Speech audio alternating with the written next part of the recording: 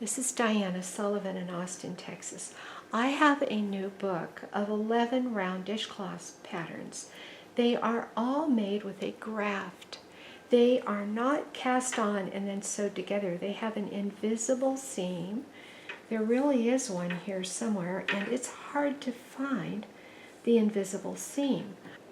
If you are interested in purchasing the group of 11 patterns, the information about that is in the links to this video as well as the description for this video.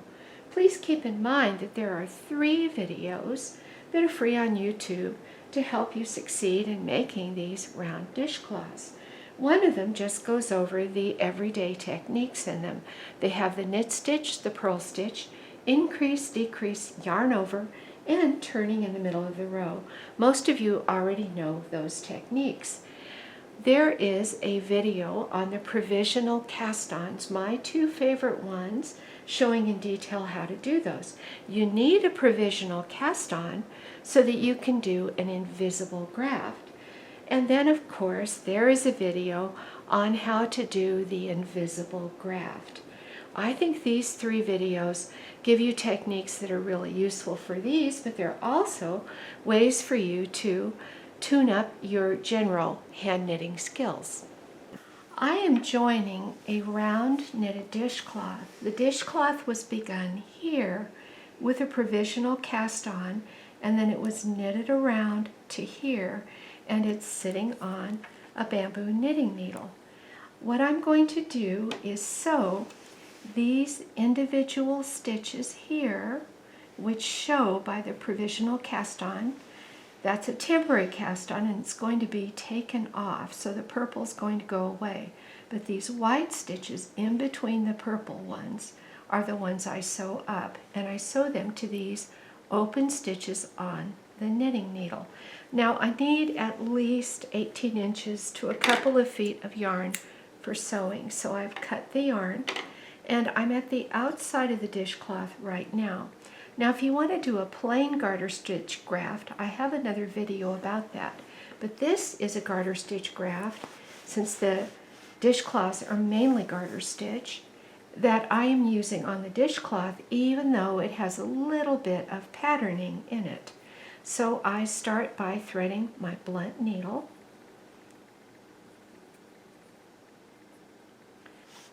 Okay. The first thing I'm going to do is sew into the first stitch near the point of the knitting needle, and I'm inserting my sewing needle purl-wise.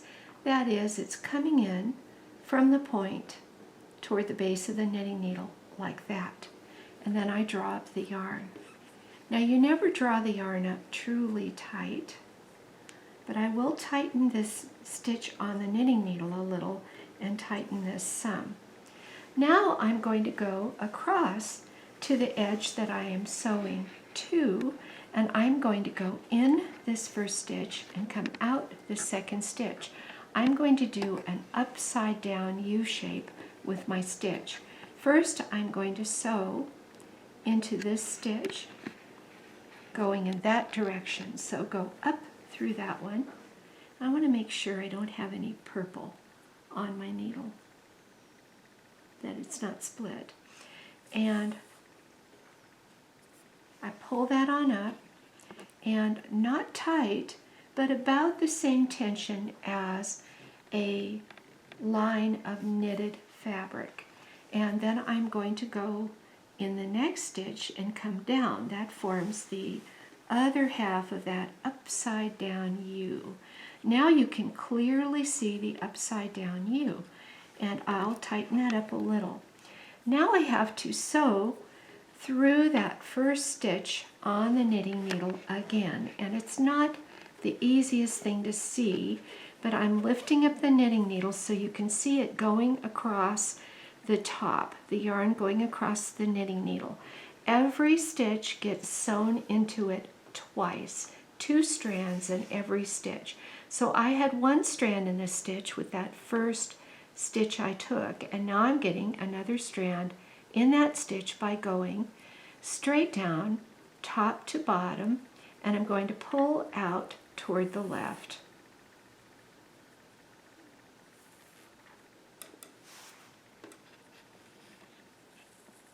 I'm going to adjust this so this is the size of a stitch.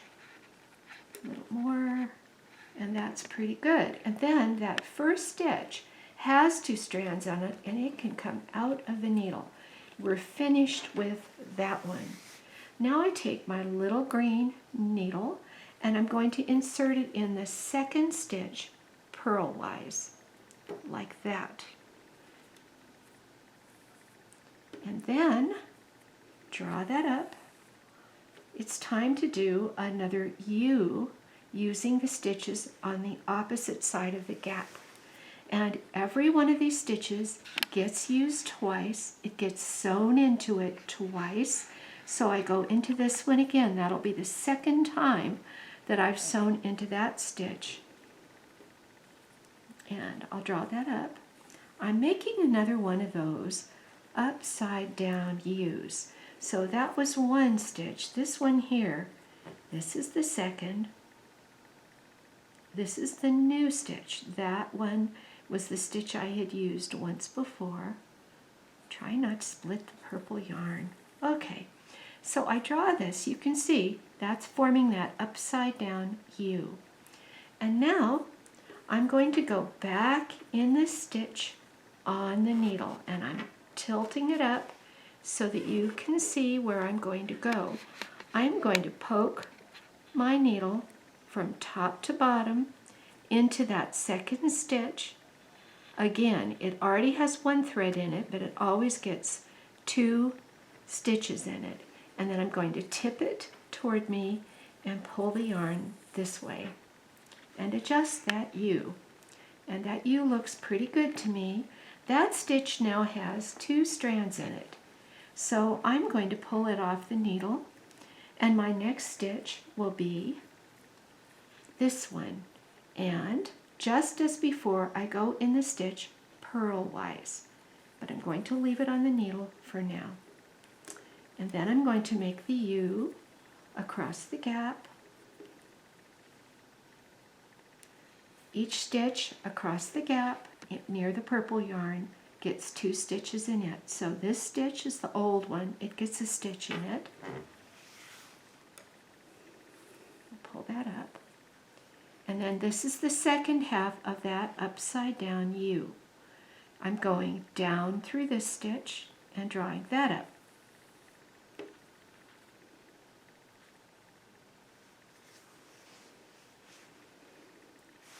And with that drawn up, now I can go through the stitch on the needle again. It only has 1 stitch on it, and once again, I go straight in, top to bottom, tip it over so that it can come out toward me, which is nice for taking the next stitch. Adjust that U a little bit. I like how that is. That stitch has 2 stitches in it now, so I can drop it off the needle, and you probably guessed it, I go in this next stitch on the needle for the first time with it. It's a new stitch for sewing, and I go in it purlwise and leave it on the needle. Keep the yarn from catching on the needle. Then I go across the gap. Once again, make my upside down U by going first in the old stitch that already had a stitch in it. So that's its second stitch, and I'm done with that loop. And then I get this loop. And this is just typical. It'll sometimes be a little bit hard to get, to find the loop and not split the other yarn, but I've got it. That makes my next upside down U, which I draw up, and then I can get the one off the top of the needle. It's got 1 stitch in it. Let me twist it up here so you can see it. It's got 1 stitch in it, and I want to get the second one. So I go in, tilt it over toward myself so that I can pull that on through. Adjust that a little bit to stitch size. Take that one off the needle because it's got 2 stitches through it. Now we can take a moment and look at this particular graft forming. You see that's really starting to look just like it was knitted, because the row of stitches go exactly where the yarn would go if I were knitting. And now it's time to do one more. All of these are done in exactly the same way, where I pick up a new stitch purlwise, where I go across to the provisional cast-on side of things, and I make that upside down U by going in the old stitch, bottom to top, new stitch, top to bottom.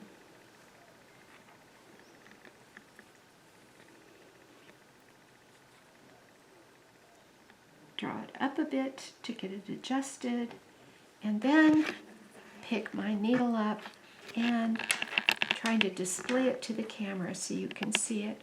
Go in that stitch that only has one stitch on it, and then tilt it toward me so I can pull it through.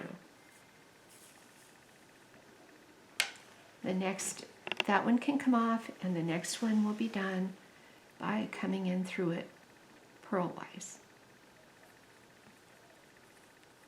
Now I'm going to do this all the way across the rest of these stitches. Now, you will often have situations where these stitches are bigger, or those stitches have yarn overs. There's something about them that doesn't match.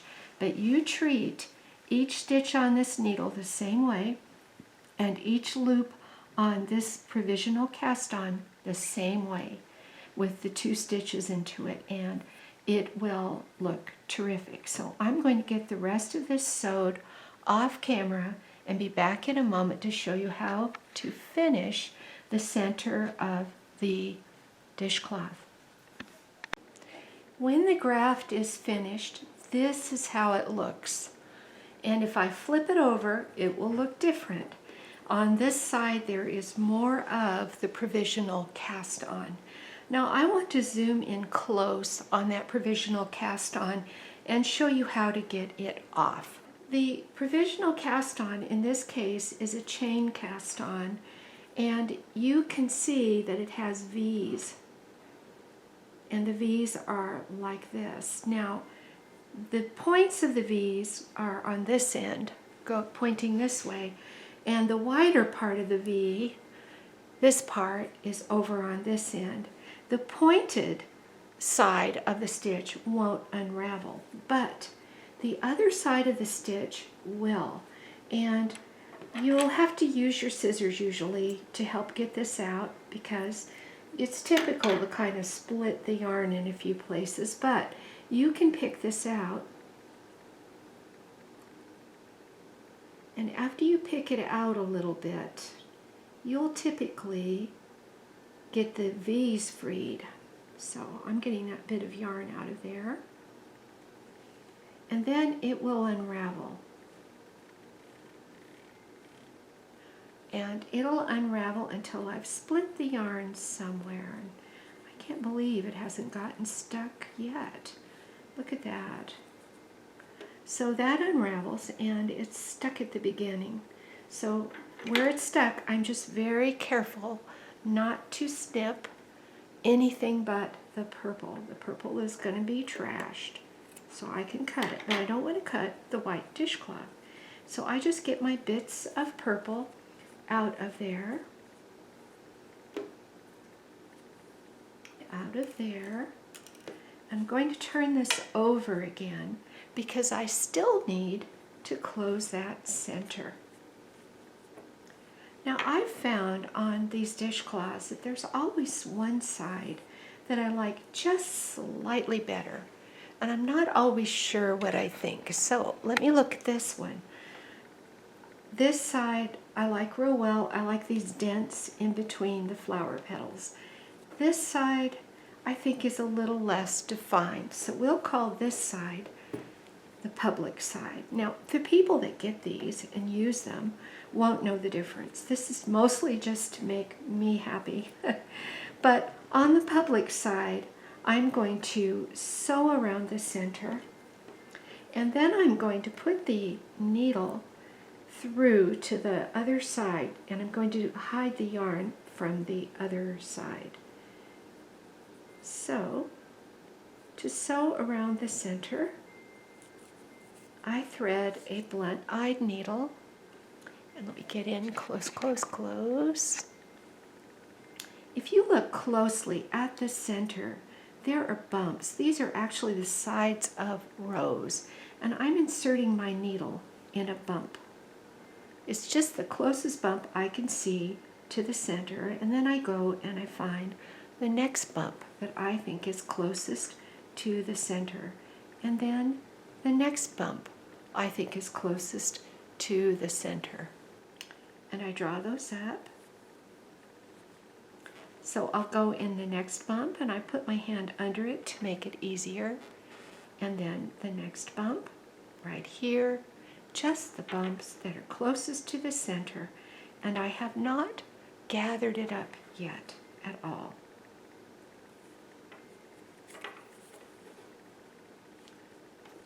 I just go around this again, getting these bumps and getting this bump right here.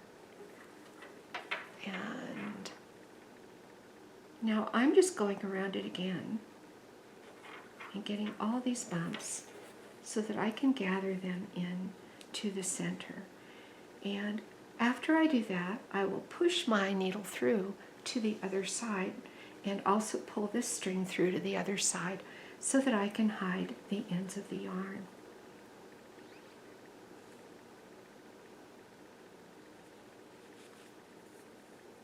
So there I go. Pulled that down to the back so I can hide the end of that yarn. Now I've pulled that first piece of yarn to the back so I can hide it, but you see I have another piece of yarn. That one was from the end of the work. This one's from when I cast on the beginning of the work. I didn't join any extra yarn. I think it's really nice that I only have two ends to hide.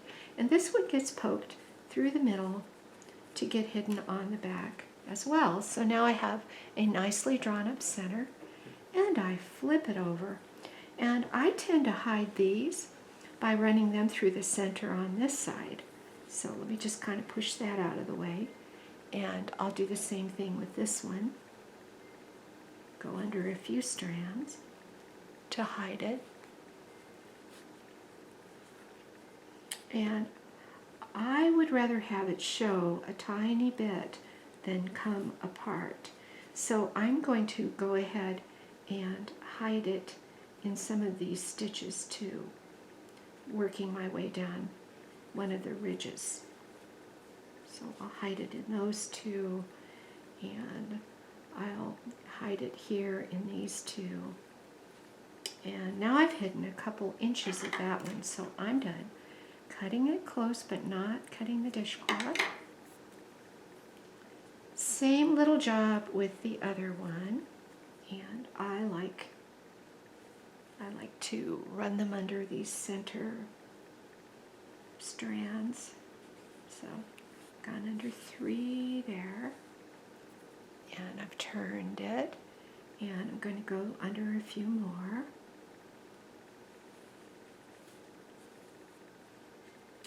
And I'll turn it again and go under a couple, and then I'm going to venture down one of the other ridges for hiding the yarn. So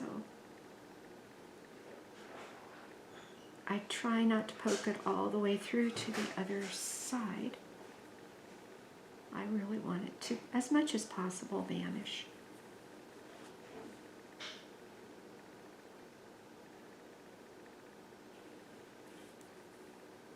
Yeah, that is good.